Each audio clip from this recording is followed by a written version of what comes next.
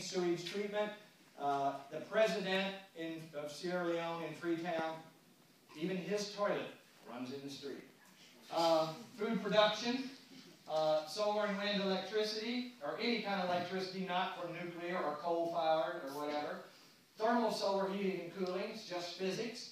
And of course, building with natural and recycled materials, where really on this planet now they're all natural. You come here from another planet, you see trees, you see mountains of tires. I mean, how do you know what's natural and what's not natural? They're all natural to this planet. My thing is, if I see a product, an item around in abundance, you can count on me trying to build a house out of it.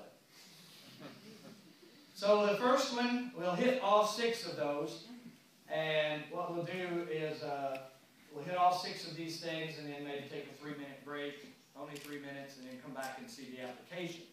But the applications here are all pretty much on one building that we emphasize that this can be done in a high-end way or a low-end way. This is kind of a high-end way. This is not that building, though. But if we're talking about building with natural and recycled materials, obviously you're getting into what you may call strange shapes or fun shapes, depending on what you like.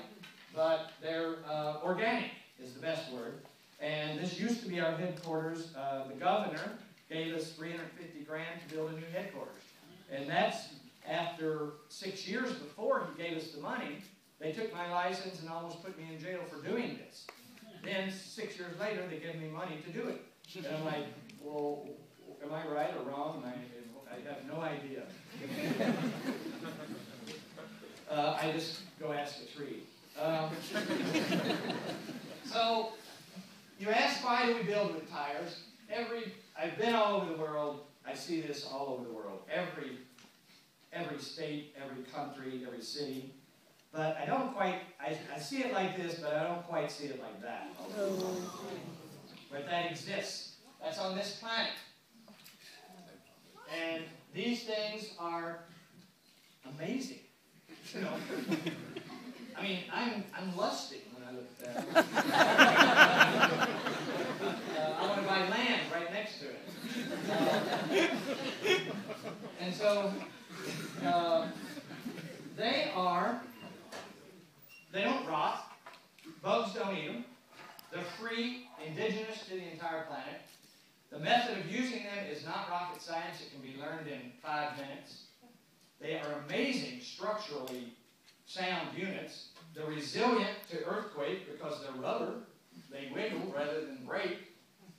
And the key thing in this world is that the way we use them, they are thermal mass. We beat dirt into them like bricks. They're rubber. They're steel, rubber-encased bricks is what they are. They weigh 400 pounds. You can't move them really. And so they're laid in place and pounded in place. And it looks like a regular building material there. There's a string, you know, it's like there's a level up there. You know, this is real. And it scared people at first. It scared them pretty bad at first, bad enough for them to take my license. But I'm not bitter at all. And they're amazing things. But like I say, the most important aspect of them is thermal mass. A lot of people just don't quite get it of what thermal mass is, but it's, you know, there's a lot of examples. You can take an aluminum pan, a tin, you know, a little thin aluminum pan, and a big heavy-duty cast iron skillet. Put them both on a stove and heat them both up. Turn the stove off. Just a minute or two later, the pan is cooled off enough to touch. 10 minutes later, 15 minutes later, this cast iron skillet will still burn your hand. That's because it's thick, dense material that holds temperature. It just simply holds temperature. And so if you were to put a coat or something over it after you turn the flame off, it would just insulate that temperature and it would stay there. And that's what we basically do. This is temperature holding. It's like a vessel to hold temperature. And we sometimes isolate it from the earth if it's a severe climate, and sometimes we just marry it to the earth if it's if it's not a severely cold climate. The way it's done is they just lay in empty, and you put cardboard in the bottom of them so that the dirt doesn't go out the hole, and then you fill them with dirt and stuff it tight and pound it. And the cardboard can actually go away if it wanted to. It won't actually because it's buried, but it's just a temporary device. And so it becomes like a trade, tire pounding. You can throw away your spa membership, and it's good for you. It actually is good for you. You do it the first time, you won't believe me, but after you've done it for a while, it is good for you. And there's a tire wall, structural, thermal. It's a fantastic thing. And then you just start putting mud and more cans and bottles and whatever in the voids and get them out to a scratch plaster, and you just plaster them. And so the tire garbage, whatever you want to call it, turns out to be sculpted walls of plaster. In Prague, they just told me an interesting thing a week ago, that all the concrete housing blocks, the kids are getting sick from the concrete, and they're starting to go in and plaster them with earth plaster, mud plaster, and it's rectifying the situation to some extent.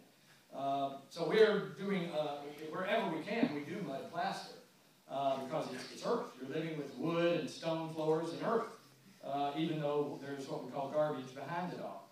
There's a tire pounder of the future.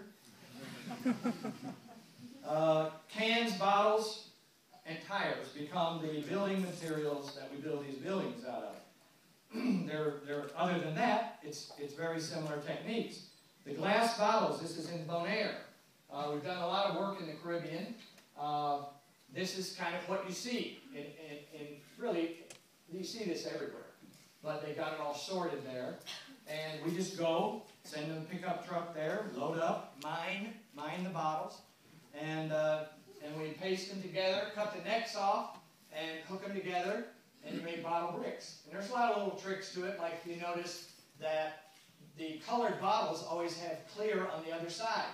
That just lets more light through. And you also notice that the blue bottles are really pretty, and they are from Sky Vodka, and so they are very pretty. And this is more Jamaica. We were in Jamaica during Christmas a few years ago, drinking Sky Vodka. And the skills of doing it are actually a lot easier than normal bricklaying skills. This is an intern that just learned to do it like 15 minutes before and just doing it. It's not hard. And so there's endless things you can do with these things that we throw away. That's in just someone's home. Looks like a 5-star hotel.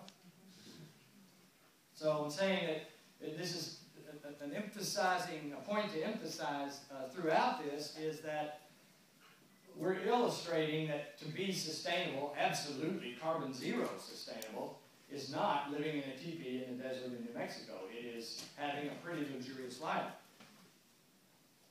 So then we got plastic bottles. Everybody's heard about the continent the size of Texas floating in the Pacific that is all plastic. So we've been to Asia where we really got started on plastic bottles. But we do the same thing. We make them into bricks. And these are, people have a lot asked us in this particular building, how did you get that really nice pattern on the wall? You know, we thought we like made some kind of stencil or pattern. These are just bottles. Plastic bottles, glass bottles. So it keeps going. These are panels from washing machines, refrigerators, stoves. Every country I've been to, every state, has this in their dump. Washing machines, refrigerators, and we take electric snippers and snip out the panels and harvest them.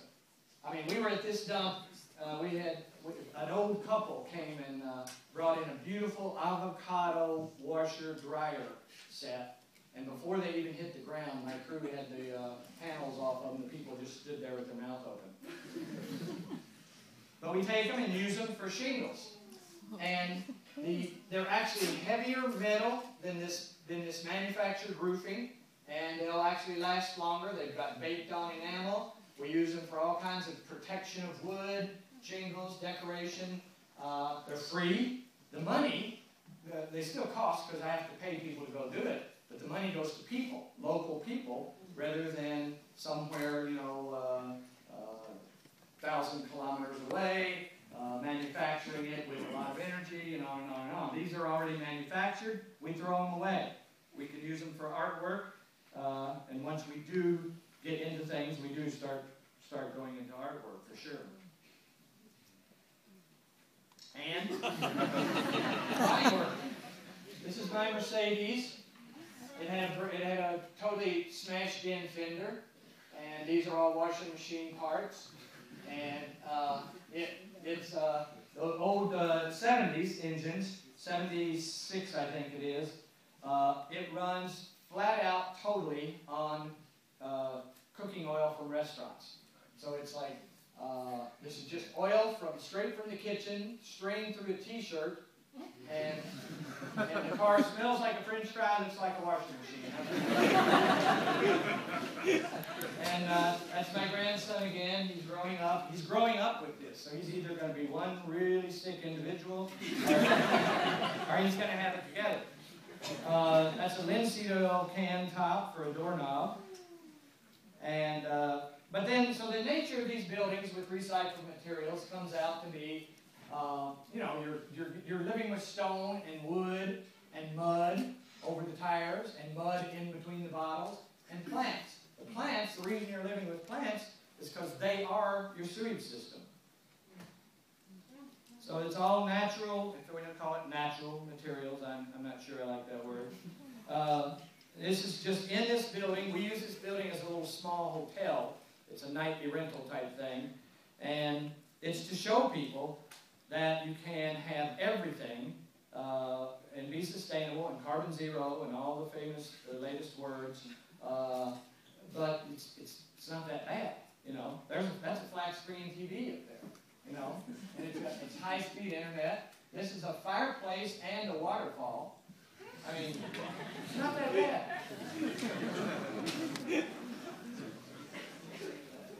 And so we're just using these on lots of different projects. And that's your bathtub.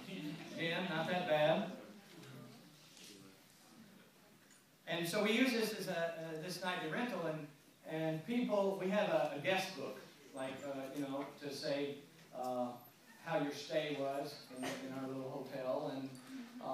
And we've been doing this for a long time because, see, I had to make buildings as nightly rentals because they look so weird nobody would buy them. So I had bank payments to make. So I started this nightly rental thing, and I found out people, they definitely want to come stay in these weird looking things, but they don't want to buy them. And nowadays they want to buy them. But we have these guest books, and people sign into the guest books and then say something about their stay. And in the old days, they would say stuff, like this wasn't quite this way and that way and whatever. And we learned from that.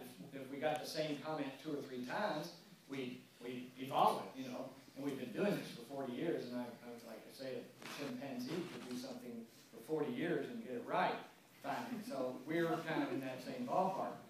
So we've gotten it right, is what I'm saying, finally. And people write things in these books. It's embarrassing to say what they write there. They really are going off on, didn't know that this was even possible, and on and on and on.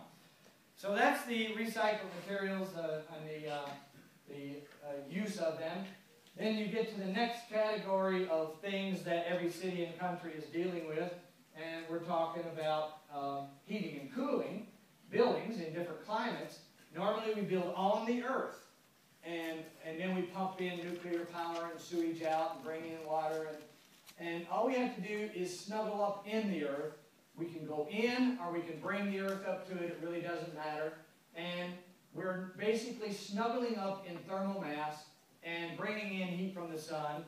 But it's not always, people say, oh, that's not going to work in Sweden. And there's plenty of places where it's not going to work. Well, we've got wise to that a long time ago. And so we're making this work not only from the sun. The sun is one of the partners in this, but The other is thermal mass. I'm actually a lot more impressed with thermal mass than I am even the sun. And the thermal mass, once it gets to it, when you have enough of it, once it gets to a certain temperature, it just stays that way. It takes these buildings 2 years to stabilize. So that means you build it in the summer, see, and the way I explain it to people is, this building takes your summer and stores it inside for your winter. It takes the summer, holds it and stores it, puts it in a bank, and you have it in the winter. It's basically how it works. And another aspect other than just the thermal mass is this thing we call internal space. We buffer you away from the outside. It's severely cold out here. It's cold in here, but not enough to freeze plants. It's cool in here, and it's perfect in here. And that retreating to a space that is not subject to the outside. You know, it's been done with airlocks and everything. We're just taking it a few steps further. Double airlocks. And you would say, well, that's a lot of expense to build these extra spaces. Well, when your house is your utility system, you have many uses for everything you do. So we're building these spaces, yes, as a buffer zone. They are also treating the sewage. They are also growing food. They are also creating more roof space to catch more water. And you can use them. People can go and hang out there with the plants. In the world of the future that I would see, you know, normally an architect and interior designers and everybody, they make a beautiful building that uses a lot of energy. And over in some corner they have a planter, you know, a token, couple of plants, really lonely, not healthy, just kind of sitting there, staying alive. That's the way we treat plants. And I see the buildings of the future, because food is going to be such an issue, oxygen is going to be such an issue. I see us building buildings for plants. And over there in the corner, if you're lucky, there's a hammock that you can sleep in. So we don't have any trouble justifying a place for plants, because they eat sewage and we eat them. So that's interesting. This is that building under construction still. And they're all buried. This is kind of a diagram showing how it's put together with the tire wall, and then we put rigid insulation out another meter from the tire wall, so that in effect we have a 2-meter thick wall. You can't have too much thermal mass. There it is in reality. There's the massive wall, structural and thermal mass. Here is more compacted earth, banded by insulation. This earth's going to get very cold. The cold is blocked by this. And now this belongs to the home. And it's like that iron skillet. Once the sun heats it up through a summer, it just doesn't cool down very quickly. And then every time you have a party of 15 people, the 98 degree of Fahrenheit, the warm body heat, goes into the walls. I actually did a room in Norway in a frigid cold building, very small room, just about, you know, no bigger than this. And we did an experiment for the architectural students to show that if you build the building right, by right I mean with super insulation and super mass, if you build the building right, it doesn't need massive amounts of energy to maintain comfort, and it causes you to look at minuscule forms of energy. Another way I say it is, it's like, in terms of American money, let's say, if you're walking along the street and you see a penny, yeah, you're not going to pick it up, you know. You see a $100 bill, you're going to pick it up. So this method of dealing with energy is like gathering pennies to make $100 bills. It makes you look at small forms of energy because they're so effective. And to make that point, I made this really tight room in Norway, up in a big concrete building, and I brought in the faculty, and I brought in some of the owners of the school, and they were just kind of humoring me because they thought this idea was nuts. And so we were in this little room, 16 of us, all packed in this room, and I had a big Celsius thermometer on the wall, and I started telling them about this to try and get them to understand, and yeah, they were yawning and whatever. And then the thermometer was right behind me, and it went up a degree. And they went, whoa. And then I kept talking, and it went up another degree. And it ended up rising 12 degrees from the body heat of those people in about 12 minutes, 12 or 15 minutes. And by the time it got up to 9, 10, and 11, the faculty and the owners of the school are screaming and laughing. And it was like that. It made the point. They saw that small forms of energy in the right conditions can make it so you don't need large forms of energy. And that's kind of what some of this is all about. It's about just through, not through doing without, through aligning with and understanding physics, we can make it so we only need small forms of energy, and we can do away with these infrastructures and coal, burning brown coal. Just in Australia, they're the quarry, they call themselves, for China. They mine brown coal, ship it straight to China, and China burns it, you know. And so we need massive, we tend to think with centralized consciousness, we tend to think in terms of massive forms of energy, when if we do our living right, our logical, let's say, then we can get by with minuscule forms of energy. And that's kind of where we're another big part of this. And then in these buildings, since they're capturing warm environments all year round, you can grow lots of plants. The plants are the sewage system. We ventilate with natural convection and gravity. These are weights that gravity never wears out, see? And there's no price on it. They can't charge you for it. So you just release the thing and it opens. I mean, there's so many things like that. Another example I use a lot, which still drives it home to me even, is I have a big black dog. And the dog lies in the shade in the summertime. And in the wintertime, he lies in the sun. And it's like, whoa, that's it's rocket science. And so we use natural, convection and weights to open skylights. And so taking this just down to now a more simplified version, we're trying to do a very simple version of this. Again, it's the comfort zone and the buffer zone, only one of them in this example, and the cold zone and the mass. And so that's just kind of the standard approach in a very simple way. We get more serious about the convection. If we want to cool, we bring tubes through the back. They go through the burial of the building. They're bringing in air, and the air gets so hot in the greenhouse that it escapes through the gravity skylight, and it's what we call a convection engine, and it sucks this air through the openings and causes air movement, air exchange, and ventilation, air exchange, and cooling. And we enhance it in hotter areas still. And then in a place like Sweden, we would go for a second buffer zone. And then the comfort zone is 2 buffer zones away.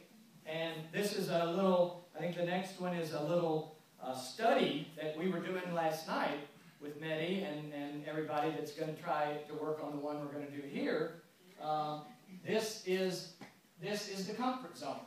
If it's super cold out here, this will get cold, but it won't freeze. It'll be okay for plants, sewage treatment, and so on. This will be cool. It'll be okay for tropical plants. But for people, they want to be right at the comfort zone, 21 Celsius. And that's what this will be with super insulation up here. Then we would take the rigid insulation down and around, and this is our bank. This is our tire wall and our compressed earth behind it, and we've created a huge amount of thermal mass that once you get it warm, it'll take 2 years to get it completely stable. And the point there is you build the house in the summer, you haven't trapped anything. You haven't trapped the summer because you were building the house. The house gets done in the fall, the mass isn't full. It's maybe just, you know, half full or something. It's okay, it works okay. But the next winter, the house has been able to trap the summer. And it's trapped you making cookies and having parties and every kind of heat. I mean, some people have made the comment, like you can heat one of these rooms by 2 people having sex. I mean, it's true. It's story. Or 3. Then that's just one of these simple buffer zone greenhouses.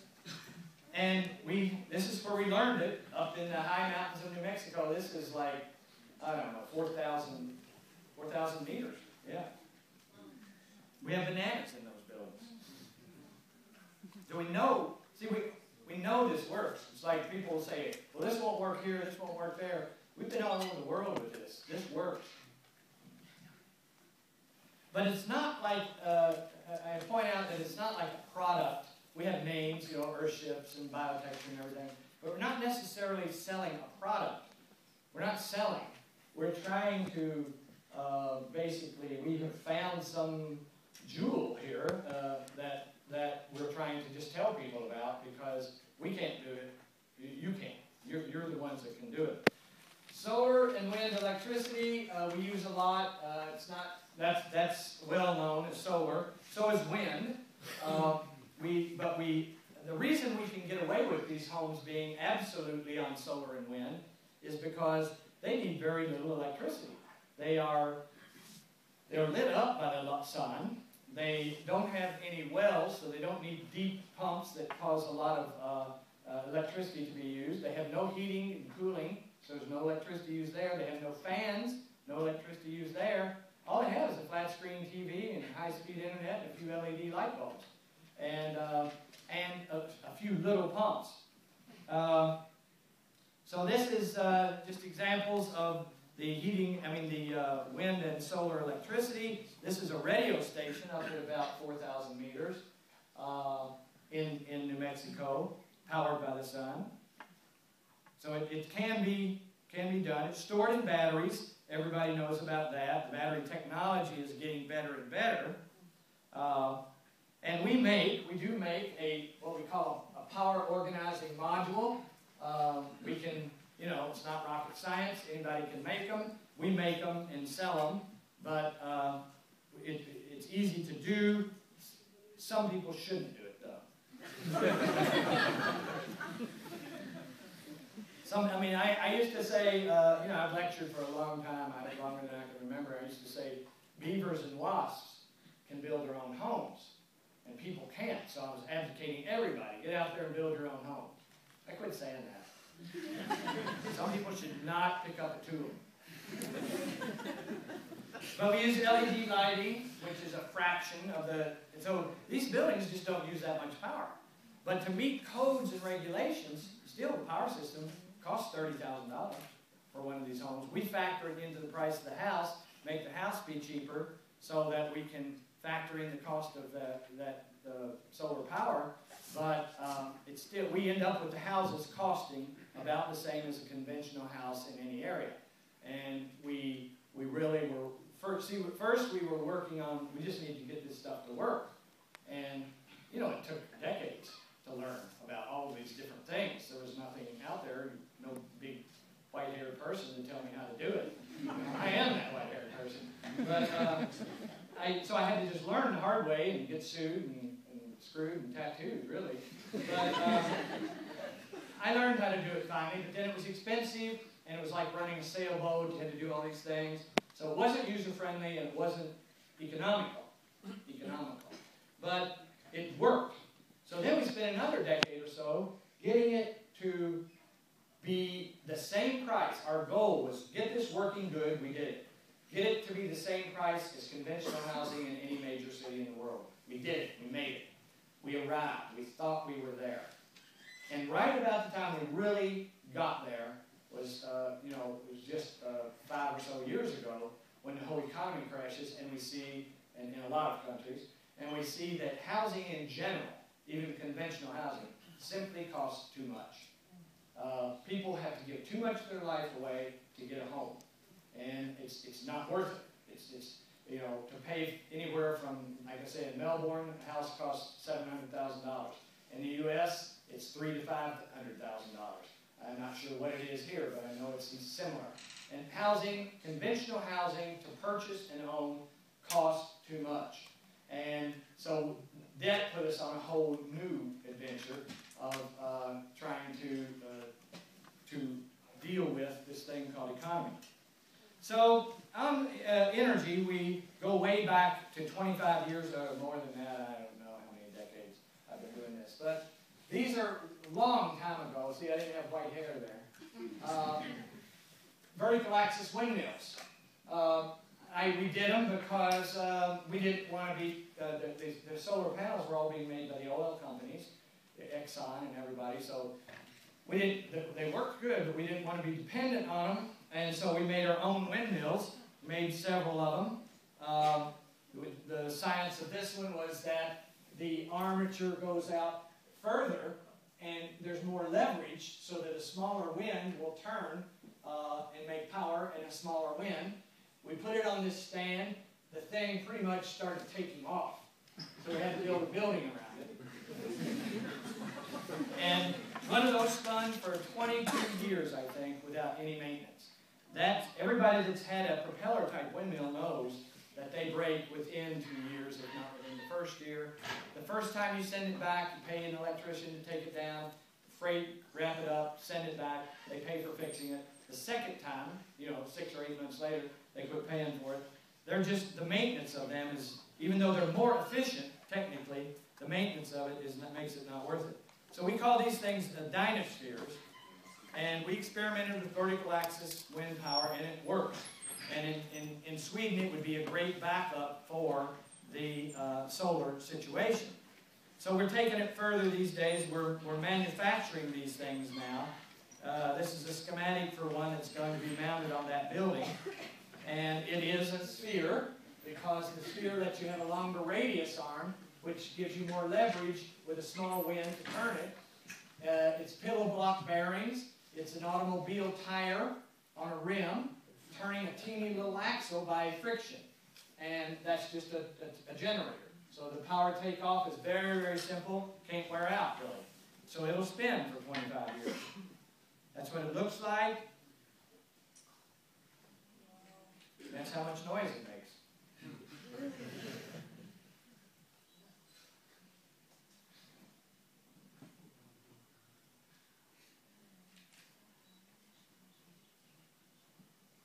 This is it in production, and it's again, none of this is rocket science. This can be made right here in Stockholm. We're making this out in the desert of New Mexico. It's not finished yet, but it does work. And it is quiet. It's like a Cadillac. It's like a BMW. It's just like a smooth running machine. Spin for 25 years. Every time there's a trickle of wind, you're getting electricity. And we're doing a couple of them up on a framework between 2 brownstones in New York City. This is Midtown Manhattan. And there's the Earhship right down here at the bottom, the bottles. And these are solar panels. And somebody was saying, well, you know, how are you going to get sun in New York City between buildings and everything? We're taking it down and hitting an 80-foot mirror and shooting it down into the building. And we're going to buy it. It's been through I've been in Sierra Leone and China. My son is up there in New York. And he's gone to 2 meetings, one with the commissioners of the neighborhood, and then he went to another with the DOB, they call it, the Department of Buildings. And this is the heavy duties. And one of them said, damn, I want this building for myself. And New York has got infrastructure that's just about ready to crumble on every level, power, water, and sewage. And so they're looking, they actually made the statement that they're looking at this project to help them evolve their codes towards sustainability. And so it's radical, and they're kind of accepting the fact that it's radical, because it's like it takes something radical to cause things to change. And if this causes their codes to change, I mean, I don't know. If my imagination goes away with me, and it does most of the time, I can see bending light all over the city. You know, I mean, I've done the research. You lose, you still have 96% of the heat when you reflect light. And of course, we got the mirror all designed with blinders on it, so you don't fry people in their car seats or anything like that. Beat another lawsuit. That's what it's like to be inside the Earhship in New York City. And like I say, it's on its way to happening. Then the next one is water harvesting. You know, water comes from the sky. I mean, a lot of people say, oh, about Earhship and everything like that, I don't really want to have water harvesting. They want to have their well. I had some people in Washington State, which is just rains all the time there, and they came to one of our seminars and liked everything, but didn't like the water harvesting. And they said, you know, we're going to have a well. So people, when they start doing one of our buildings, they call us for consultation and whatever as they're doing it. And these people called me up and said, well, we're trying to get started here. We're drilling our well, but we had to stop. We can't get our well drilled because it's raining every day.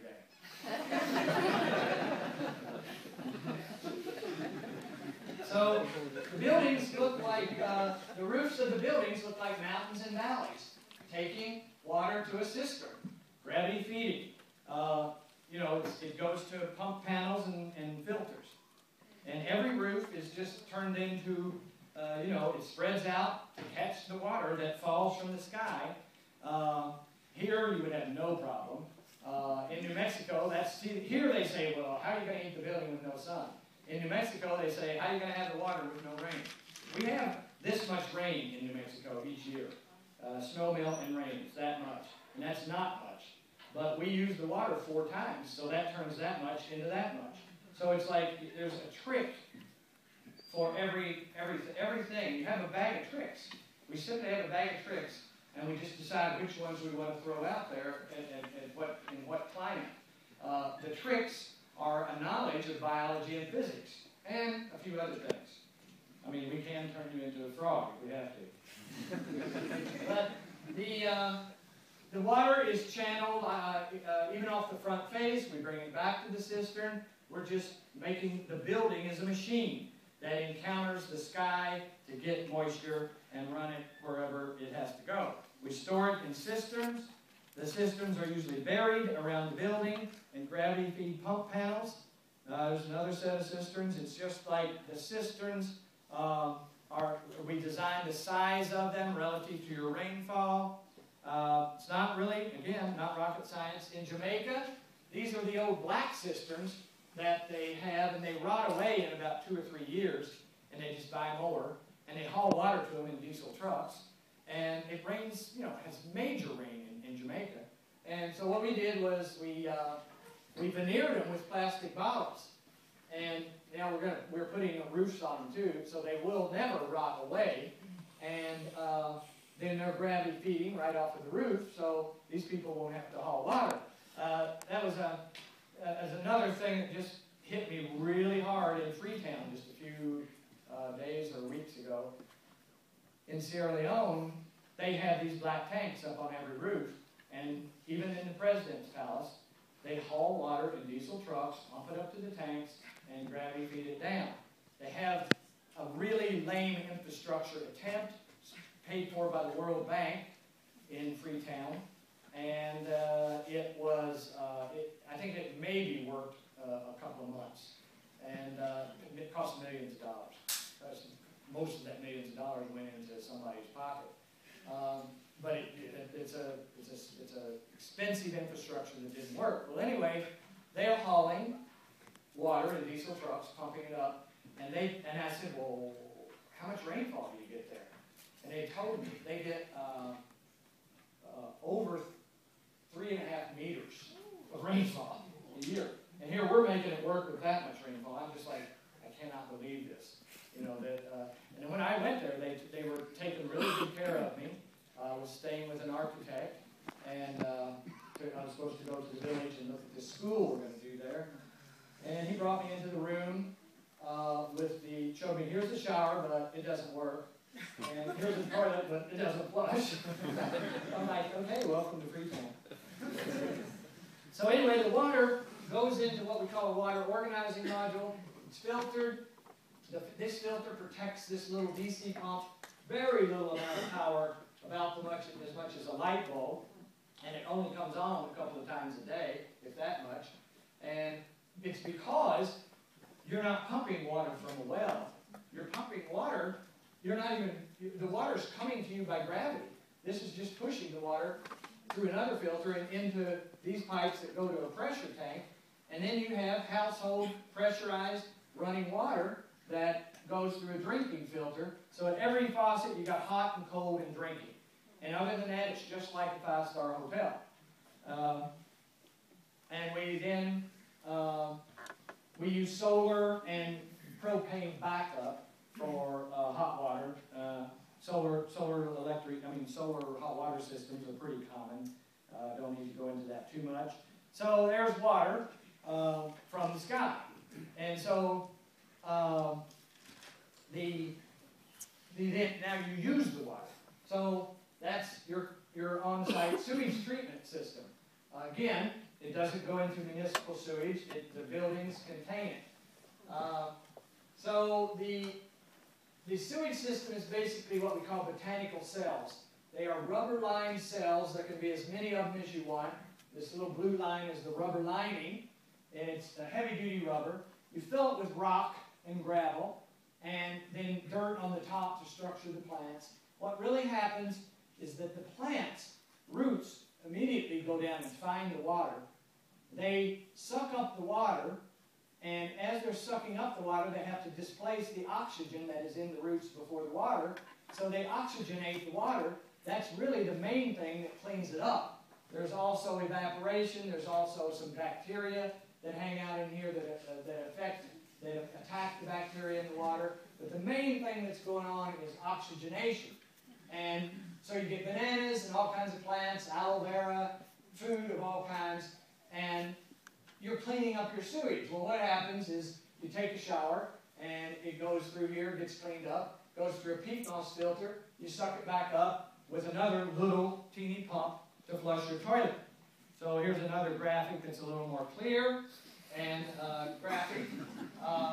Here's your naked woman in the shower, and she's taking a shower. Her water's going through a little bit of a filter here, just like a copper strainer, and then it goes into various botanical cells, some shallow, some deep. The shallow ones we use for salads and things with small roots, and the deeper ones we use for trees, banana trees, and things with deeper roots.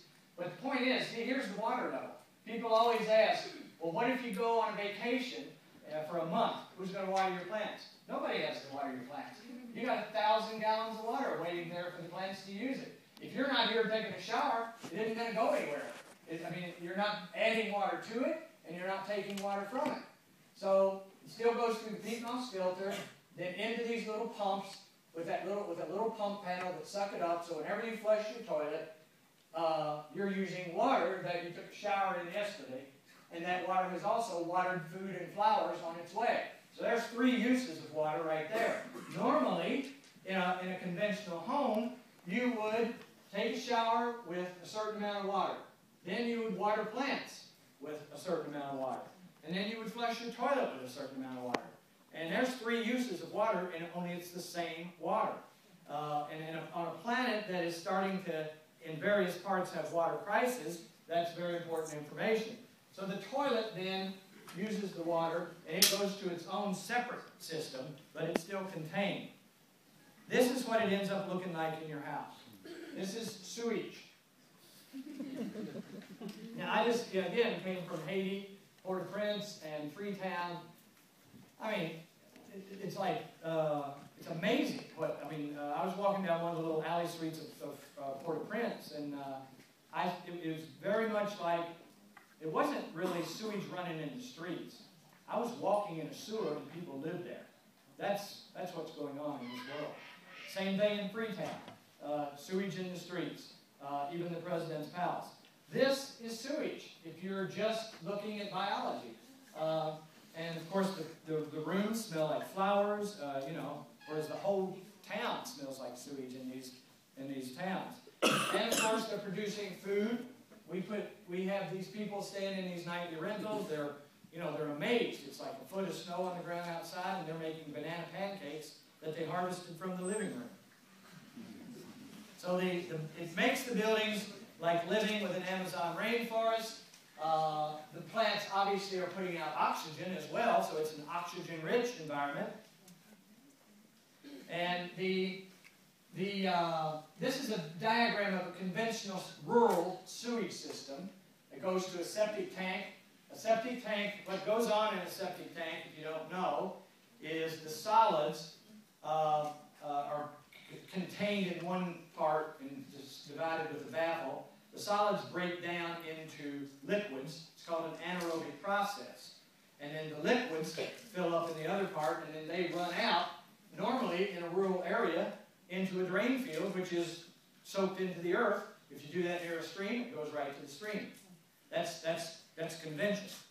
What we do is we take these botanical cells and we loop it through the botanical cell first, and that makes the authorities happy because it's still on its way to the septic tank. What they don't realize is that nothing makes it there. But that's okay, we still do it anyway. Then the septic does the same thing. It goes through a botanical cell, and then we'll go ahead and put a drain field in for them. Nothing makes it there.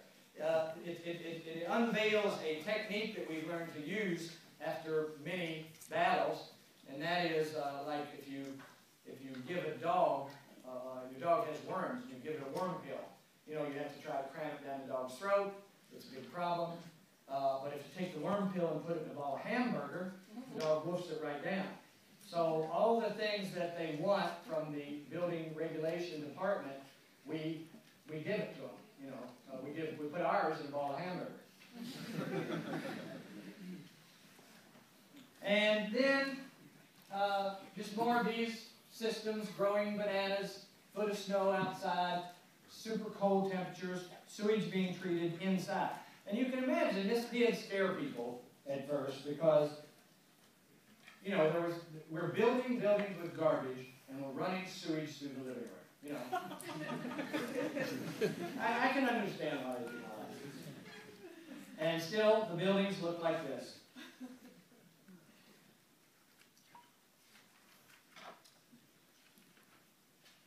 So they're not teepees in the desert. There's the little pump panel that sucks up the cleaned up water to flush the toilet. Then the toilet goes to a conventional septic tank. The septic tank then goes into another outdoor rubber-lined cell that works the same way. It's a botanical cell, and it does the landscaping. That's the fourth use. Now here in Sweden, that botanical cell would have to be in the outermost greenhouse because the plants need to grow year-round, and they wouldn't here in this climate. But see, you have a double reason for that outermost greenhouse, because quadruple reason really, but you want it to treat your sewage, so you have to have it over your sewage, but you also need it as a buffer zone. So, and it catches water and it produces food. We live in the desert, high desert of New Mexico at about 2,500 meters, and this is the Blackwater system there. It's changing the desert.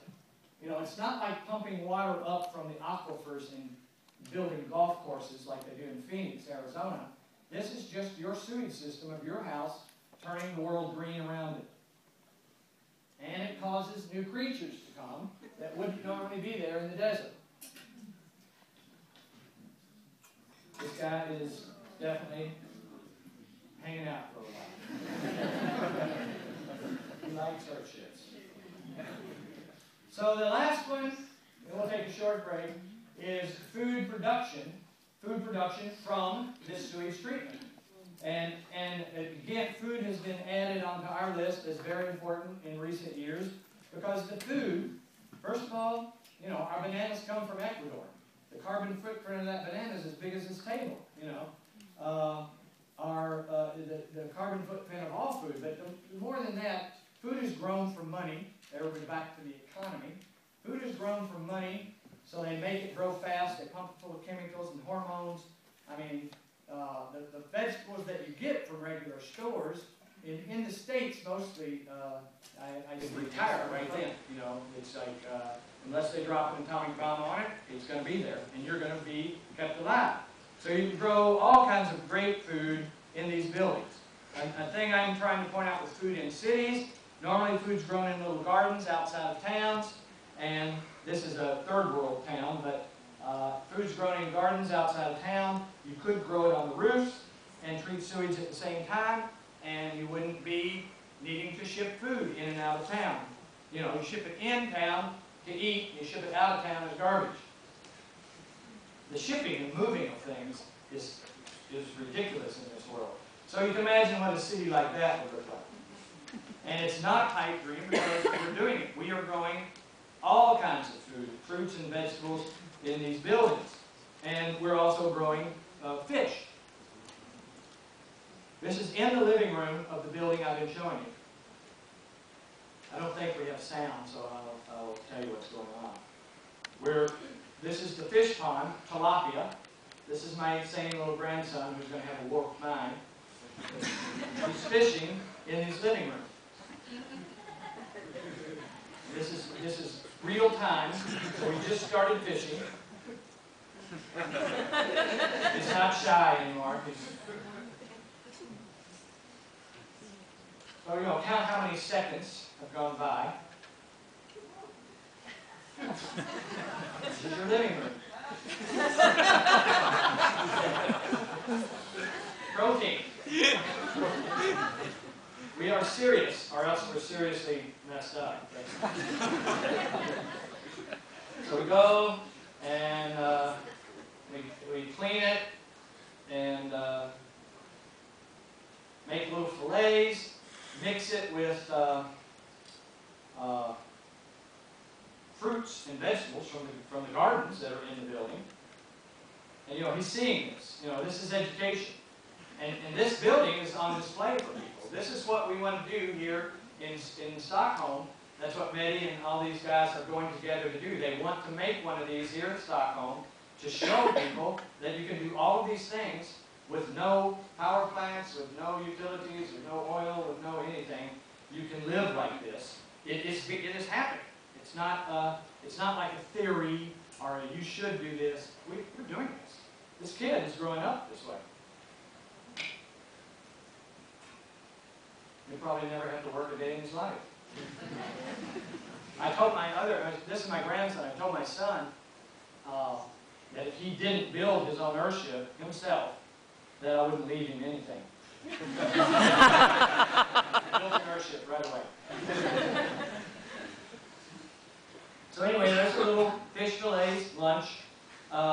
We did another interesting thing on this, and then we're about ready to take a break, is we wanted to prove this. So we had our video guy. We got a video guy that follows us everywhere usually. And look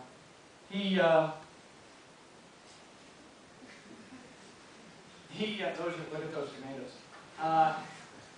What was I saying? Oh, we did this little experiment. We made a video. It's on YouTube. It's a 5-part series, little short videoettes of us eating out of this building. It was only going to be for 5 days because I had to leave. So we decided to eat to prove, you know, to show people, okay, we can eat out of this building. And we did for 5 days, and he filmed it and everything. But the worst part of it was there was a definite difficulty. That was that it took time to catch fish and fry eggs and harvest food. I mean, I'm like busy, and I didn't have time to do this making lunch stuff. So I had to say that was the worst part of it. But I hired somebody.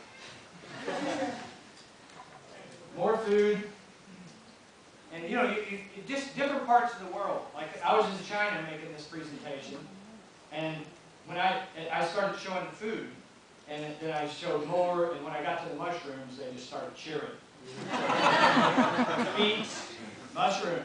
They love them. They have mushrooms and everything there. Artichokes, eggplants. This is all grown in this house. Grapes, peppers, watermelons, bananas, cantaloupes. They are really good cantaloupes. have chickens. They have their own little Earhship nest.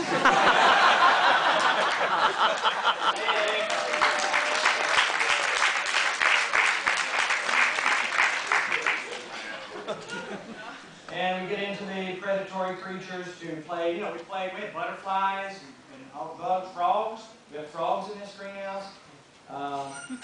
So then, this is a building that demonstrates all of these things. And that's basically what Mitty and Co. are trying to do here. Is I can talk, till I'm blue in the face. I can show you pictures. They're going to be entertaining, yeah. But until you walk in one of these in December and pick a banana and eat it, that's going to change your mind forever. So another point I'm making is that it's been said that learning to make fire is the most important point in human history. I grew up in school learning that. And so I added the point, and humans promptly begin burning everything on the planet, which is going on. And so what I'm saying now is the next most important point in human history will be learning to not need fire. So we can take a 3-minute break, just stretch your legs. We've got a little bit more in the oil world, and then take some question and answer. So we'll do just a little bit more. These are just a few more pictures of the $1 million building that's supposed to keep 4 people alive, and it will. But everybody can't afford that. But this is like an interesting thing that we have to do, that we think it's important to do, let's say, is you can't limit this to anybody. You can't limit this to only people that can afford a $500,000 mortgage. You have to show the wealthy people that this can be done for them with 5-star accommodations and flat-screen TVs and high-speed internet. You have to show everybody, but you also have to make it available to the people that can't afford. And I wouldn't say they can't afford, they just don't want to sell their life to have a home. So we're taking it to the extremes of both, so that we're illustrating that everybody on this planet can have a sustainable, green, healthy life that enhances the planet and doesn't destroy it. So these are just more of the building that really makes the point. And it's a little mini hotel.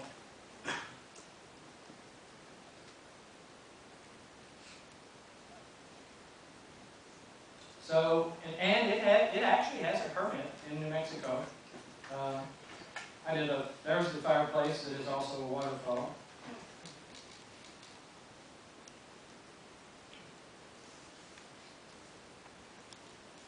These are accommodations that are on the people that have wrote in the books that it's on the par of a 4- or 5-star hotel. There's birds flying around in the greenhouses. There's turtles, fish, water lilies. So this is what it's like to live sustainably.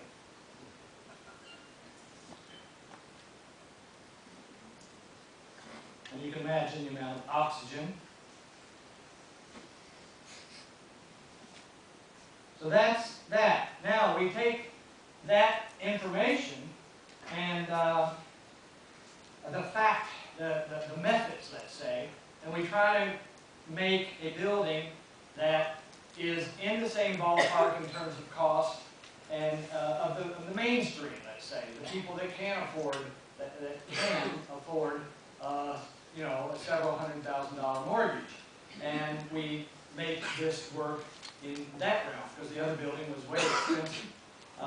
And so we're doing it all. And there's a point to be made here, and that is that if a municipality or a city, say, does a coal-fired power plant, or even they go together and do a nuclear power plant, or a municipal water building, or a sewage treatment building, any one of those is a facility that you have to pool all the tax money, and it takes years to raise the money, it takes years to design and get it engineered, and then it takes a tremendous amount of money to build it, like, millions if not billions. And so the whole process takes a decade almost to pull this off with the latest technology. And then you have to use it for 50 years because you spend all that money and time on it. This is the downfall of centralized utilities. They lock you in. You can't evolve except every 50 or 60 years. You can change technology because you have to use this expensive nightmare for 50 or 60 years. Well, if the building itself does all of that, a building, a home, is built every minute on this planet. So, so that means you have the choice. If a building is built every minute, something is learned every minute.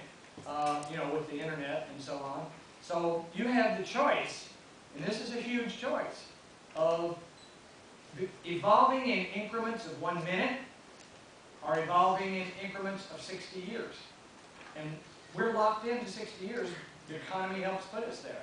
So that's not going to work.